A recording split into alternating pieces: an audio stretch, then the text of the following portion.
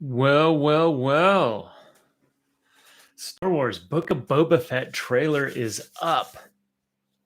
I already took a look at it. I don't know if I get dinged. They take my video down or whatever if I just play it. Disney's usually pretty good about letting stuff play.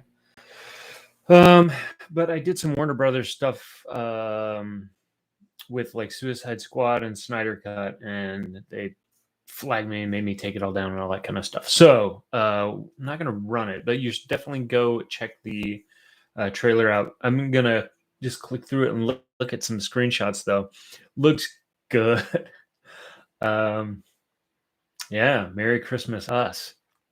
Let me kick this over to the screen and let's just get right into it.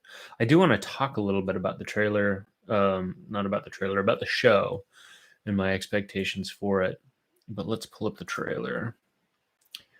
Let's make me a little smaller. I have this video up. I want to look at this thing too. Statues I wish I can afford. Yeah, there's a lot of really cool statues out there. Even if I could afford to buy them, man, when it comes to statues, it's tough to afford the space to display them all as well. A little sip of smoothie for the YouTuber here. All right, let's look at this. Yeah, I think the bulk of this takes place on Tatooine, but he might hop around.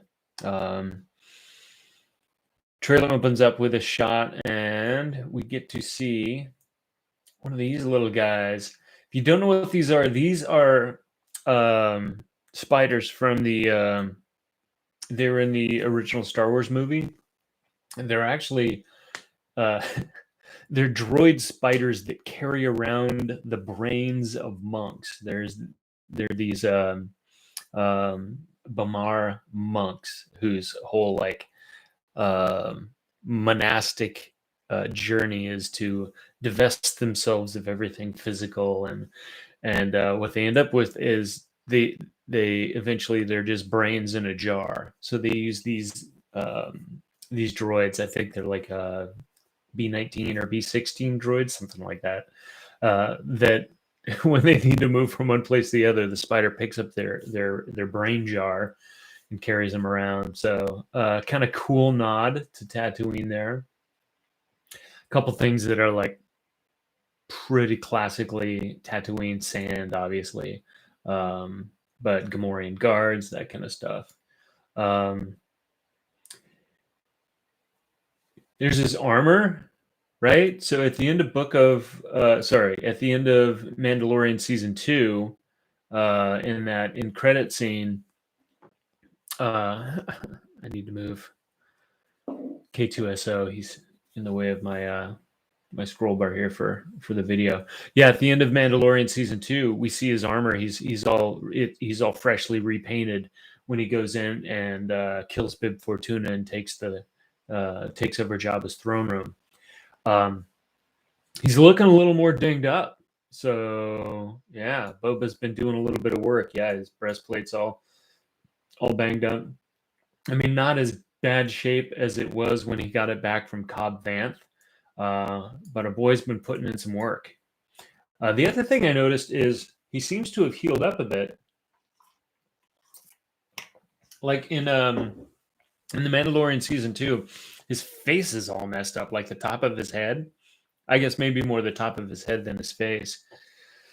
But yeah, he's been doing a little home health treatment, little skincare. He's looking better. And yeah, thank goodness Morrison is still with us. I'm hoping, fingers crossed, maybe we'll see him as Old Man Rex in Ahsoka as well. Actually, the thing I'm hoping for most with Ahsoka is just that we get a good show. If we could see Rex in it as well, that'd be great. Let's look through this. Just had to tab over to make sure I have chat up. Yeah, so he's looking a little more banged up here. Boy's been putting in some work. There's a voice in here. I'm not gonna play it, but it sounds similar to Din Djarin, but it doesn't sound like Pedro Pascal. So there's some character that's talking to him in this trailer. Um, you know, you now sit on Jabba's throne. Says I. Boba says, "I'm not a bounty hunter," and the voice says, "I heard that you are." It doesn't sound. It almost. You know who it almost sounds like? It almost sounds like. Just spaced his name. The actor who plays Legolas and who plays Will Turner in Pirates of the Caribbean. Um, it almost sounds like his voice if you just kind of close your eyes and just listen to it, almost more than it sounds like Pedro Pascal. So yeah, they're walking through this area. I think this is probably meant to be on Tatooine too. Lots of baskets walking past the basket vendor. Um, got some Ithorians here. We got some Twi'leks. Um, there's actually quite a few Twi'leks in the trailer. And I know when they did Ahsoka, Ahsoka has three tails. She has the Montrails, I think is what these are called. Sorry, the Montrail goes down the back, and these are Leku. I might have that backward, but the Twi'leks have two, like Bib Fortuna, who worked for Jabba. There's quite a few of them in this show, and I know when they did Ahsoka, the headdress was pretty heavy, hard to do stunts. But since most of these are servants, they're probably going to be playing more passive roles rather than like combat roles. Um, I guess they either figured some stuff out with how to make and put those headdresses on people, or they're just going to be a little bit more passive so they feel comfortable doing it. Because there's several shots that have a handful of Twi'leks in them. But yeah, and then the Thorn here, the hammerhead kind of looking guys. I don't know who this guy is supposed to be, but like he's sitting on a throne. He's got servants or slaves. Who knows what this guy is? And so probably another crime boss he's going to see. I mean, this doesn't look like anything on Tatooine. There was that episode of The Mandalorian when he goes to get his ship fixed, and I forget the dock worker essentially that has the repair droids that fixes up the Razor Crest for Mando, and she's talking about the different settlements on Tatooine. Pulls up the map and like Mos Pelgos, Mos Eisley. Judging from that scene, Mos Eisley was supposed to be like the largest settlement, so maybe this is supposed to be Mos Eisley, but this is like far more expansive than anything we saw, like in A New Hope or whatever. So who knows? Maybe this is on another planet entirely. Boba's throne here. I don't know who these guys are. There's two dudes. There's this guy. I don't know who he's supposed to be. And this guy, I don't know if they're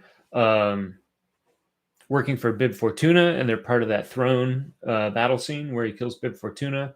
Maybe they're bounty hunters that he's either recruiting or bumps into later. But this probably happens pretty early. Usually a lot of the trailer stuff is from early on in the season. We'll probably see all these characters in the first episode or two. Boba looking beat up again here. And he looks good, right? He's still supposed to be scarred up a little bit, but he's not all chunky like he was in Mando season 2. So they're in this town, and they're it might be later in the scene, but they're fighting some guards. Here he's in Jabba's palace meeting with some of the.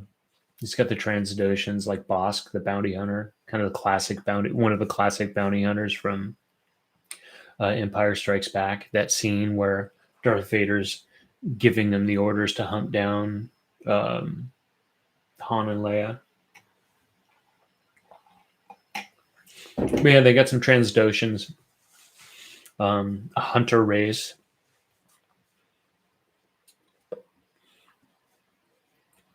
And Who else is in here?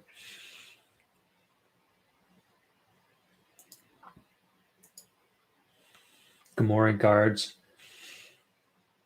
These guys look a little more plasticky. The Gamorrean guards in Mando, when they were the first episode of season 2, when they were doing that pit fight, those guys look great. These guys look a little plasticky, so we'll see how they look in the show. Hopefully, they still look pretty good. But again, very classic Jabba Palace, very classic Tatooine. These guys,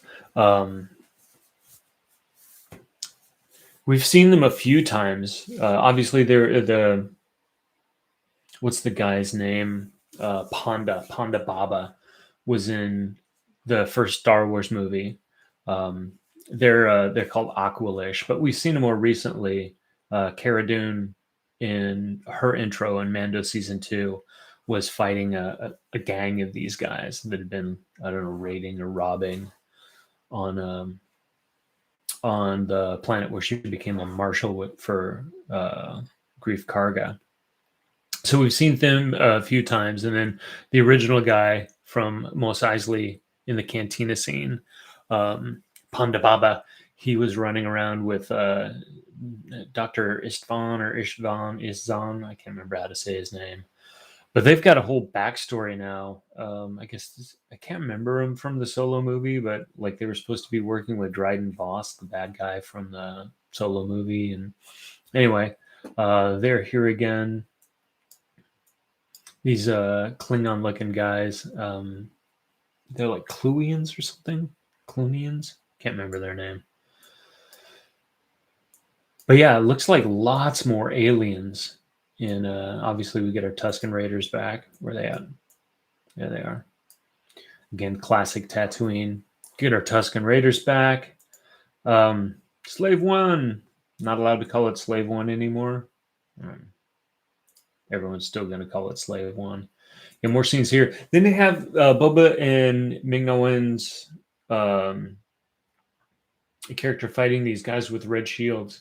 I don't know if these are supposed to be enforcers for one of the crime syndicates or if they're like guards. Energy shields aren't like super uncommon in Star Wars. Certainly show up a lot in a lot of the animation. I think they haven't shown up as much in live action just because the technology to make them it's a lot easier with modern CG. But I don't know if these guys are supposed to be city guards. They've got these like shock weapons, stun weapons. Still look like they'd kill you if they hit you with something that heavy.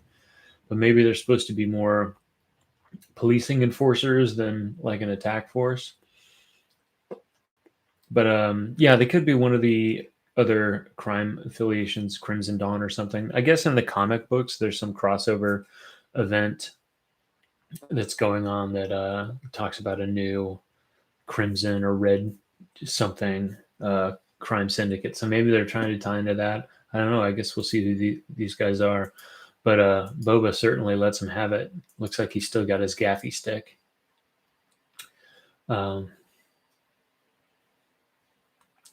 Something he fights with very well. Maybe learned from his time with the Tusken Raiders. Yeah, Ming-Na Wen kind of playing the strong man for him when he's making good with all the other criminals. Book of Boba Fett coming December 29th, I think. Yeah. Original series streaming December 29th. Very cool.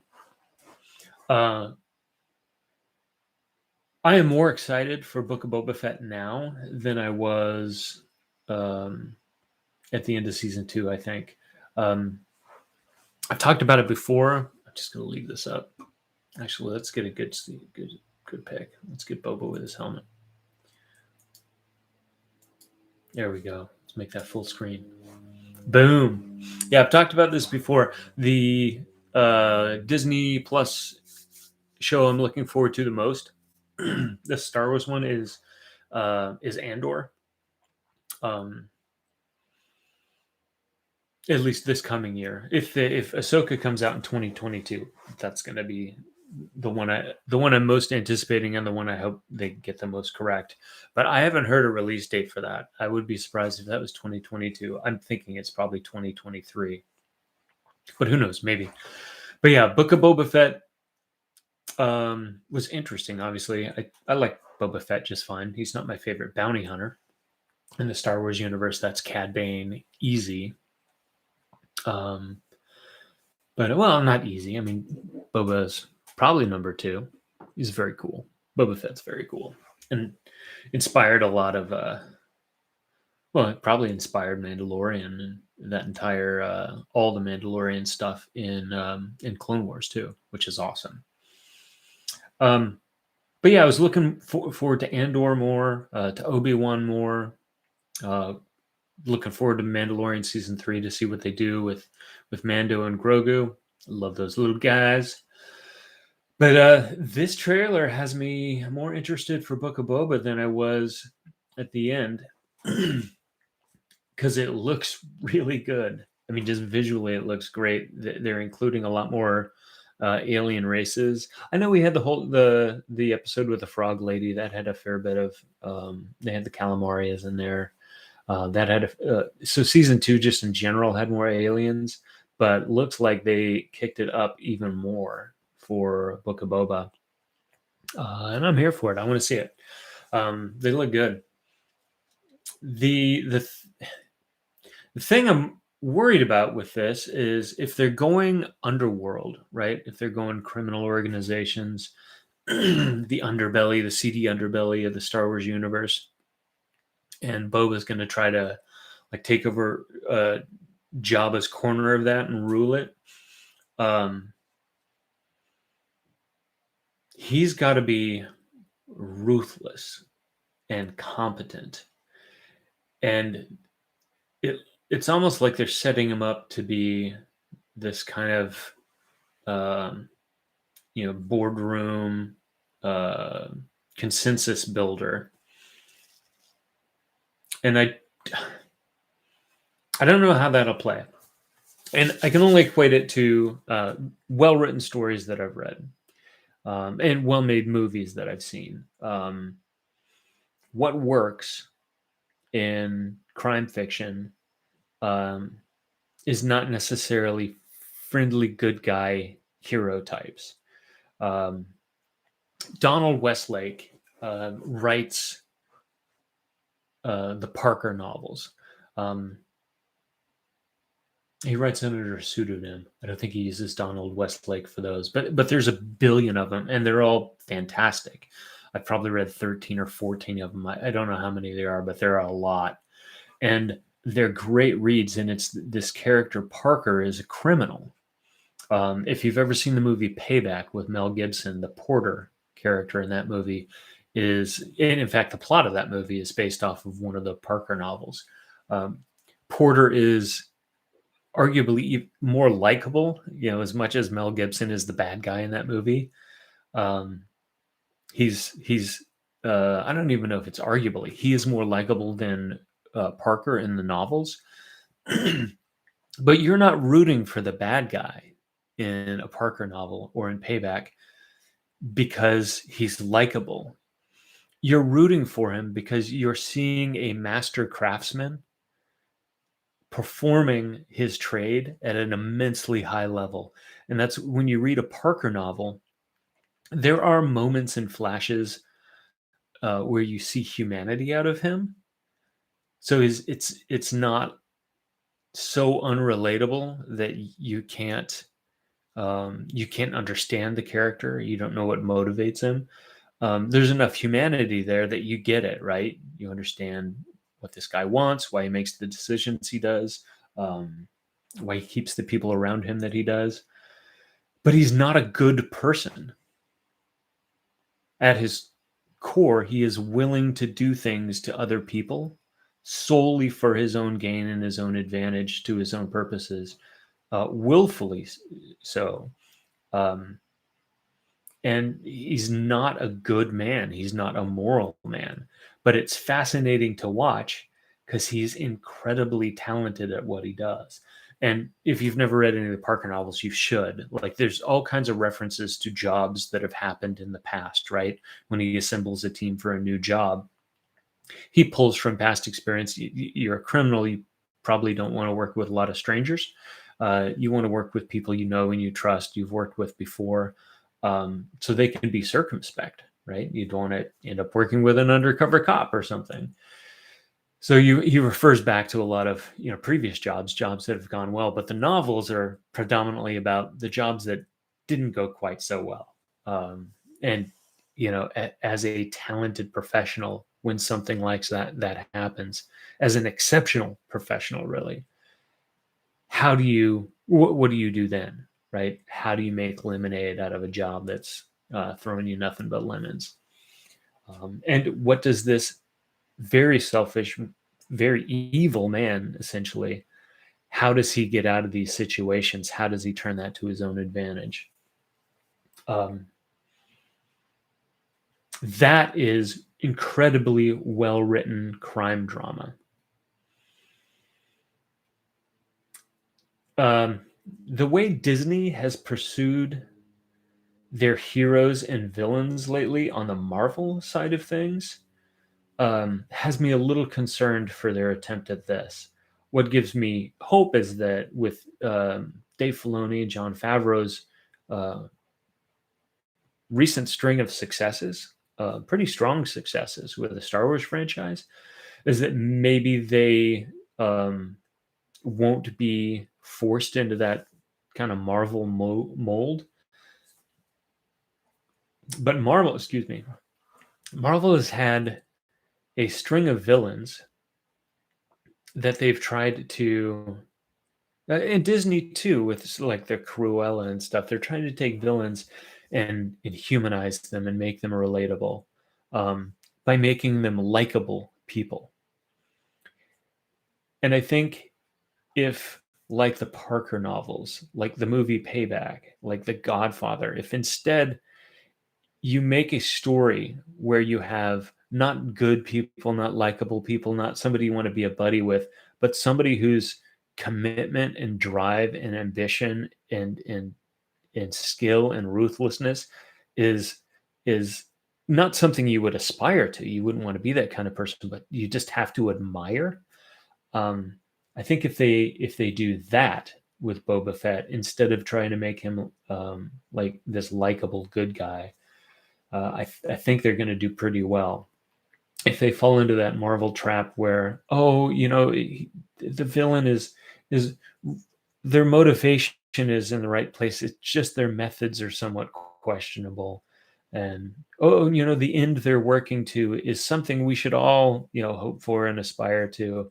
It's just they got lost or carried away somewhere along the way. I mean, that's the villains from Marvel, and the hero, the hero's motivations and actions are sometimes even more questionable. Specifically thinking about WandaVision, most of the characters in Black Widow. Yeah, if you don't know what I'm talking about, WandaVision, I think if anyone follows Marvel at all, they probably know what happened there. Is the entire plot of that story is Wanda enslaving hundreds, thousands, I think, of people and children, taking their free will and mentally damaging them. And it's implied actually in the show that they may never recover from that. Um,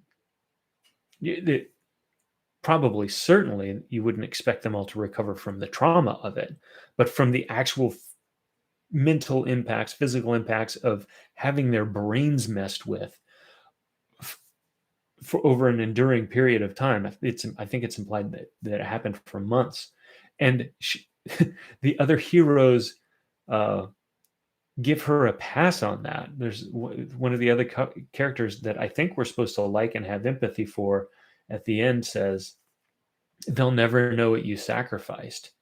When anyone who is purportedly heroic, right, a good person, would be, get her before she leaves. She needs to go to jail, or be punished to the furthest extent of whatever law might apply to her. Not excuse away horrendous actions worse than any you could imagine seeing in the news. By oh, they'll never know what you sacrificed. Go now before the evil good guys can stop you. Terrible morality. Yeah, Black Widow. You have her sister who's just like gleefully laughing about blowing up, prison guards in the course of their duty and causing an avalanche that kills dozens, hundreds of people, prisoners who are serving their sentences. Maybe not good people at all, but they're incarcerated and doing their time, and then everyone there whose job it is to protect the rest of society from these criminals and to precipitate them.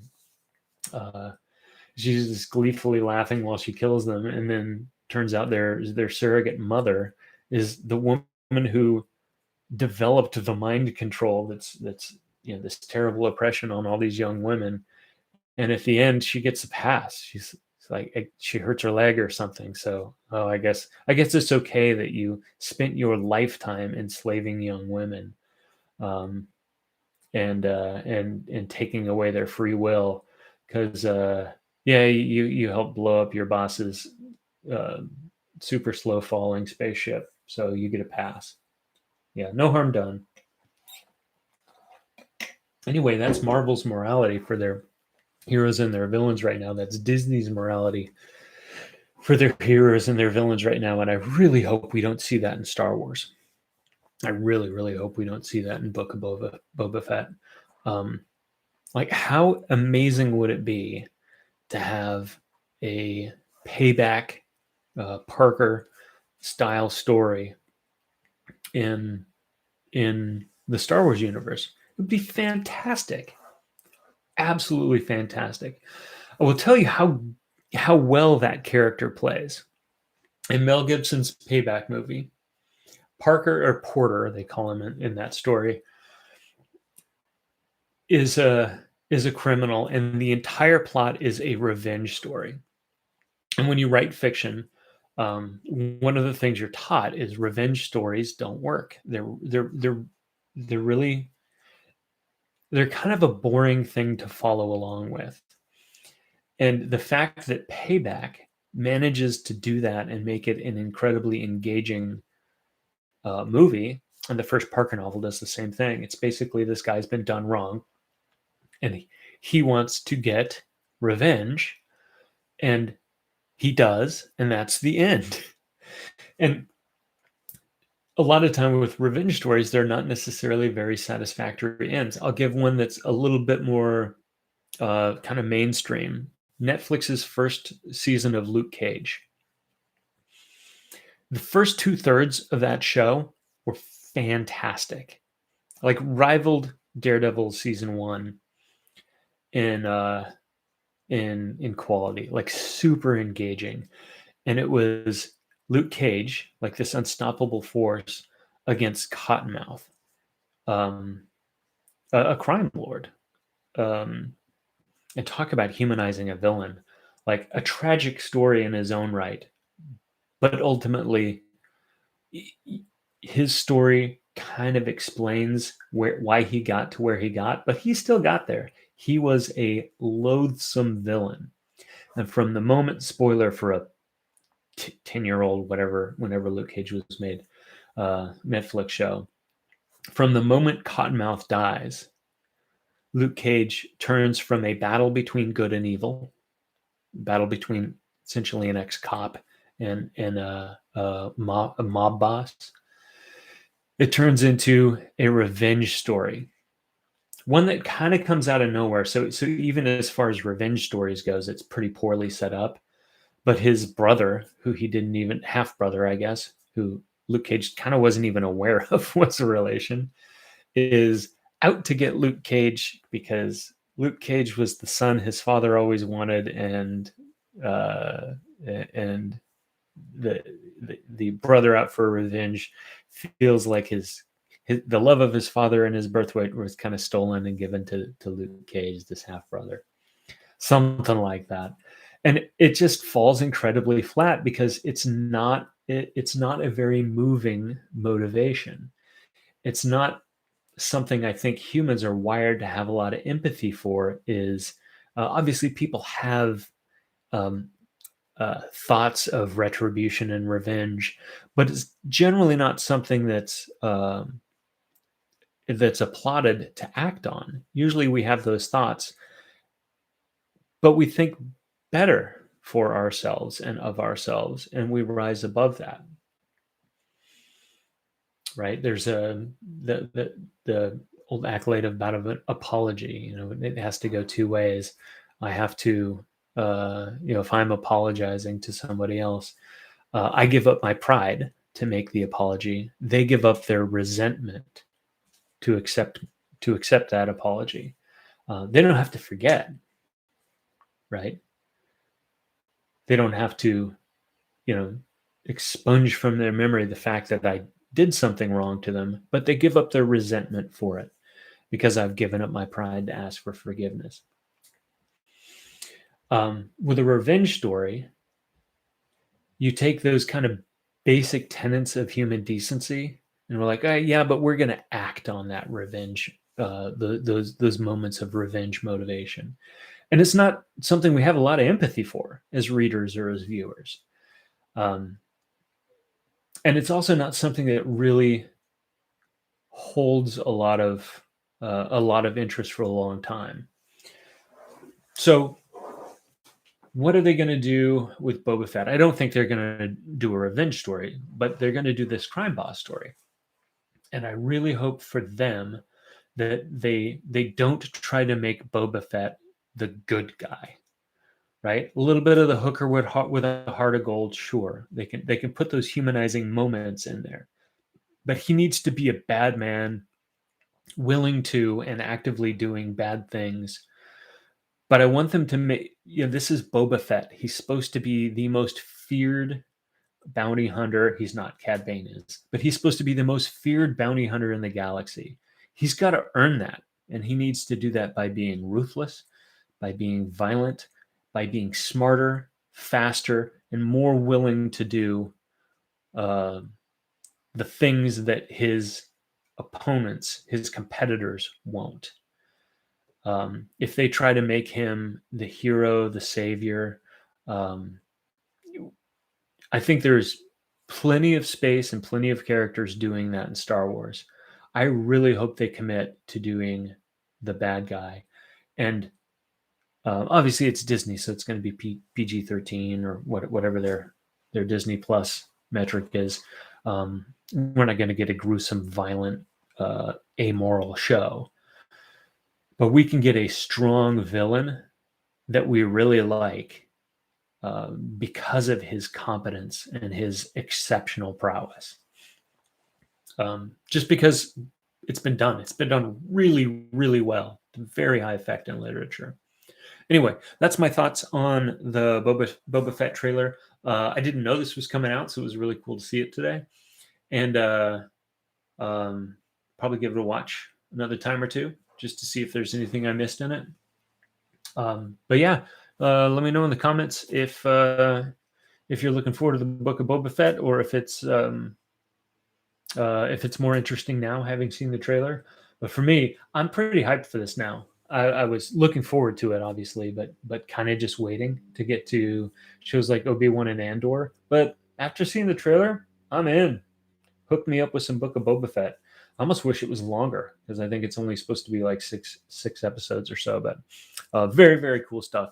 Anyway, give me a like if you're into this kind of thing, and subscribe if you're really into this kind of thing. And we'll talk later. Bye.